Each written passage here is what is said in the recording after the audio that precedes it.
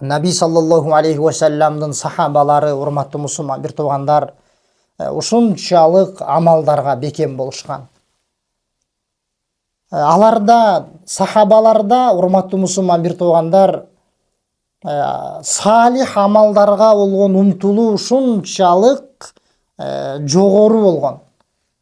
Ушунчалык бекем болушкан алар ибадатка. Ошол эле учурда алар Алла субханаху ва тааладан ушунчалык коркушкан. Амалдары көп. Бирок ошол амалдары кандай болду, кабыл болду, ушунчалык ошол эле учурда амалды көп кылуу менен бирге алар ушунчалык катуу бир эмне коркунучта болушкан.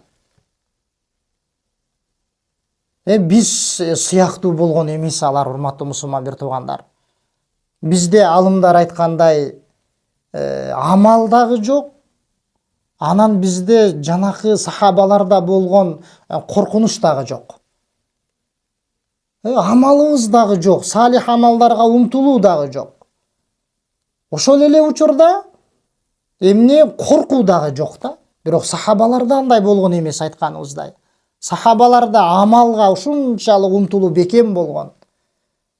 Ошону менен эле бирге айтканыбыздай, коркунучу да алардын коркуусу дагы ушунчалык эмне жогору болгон.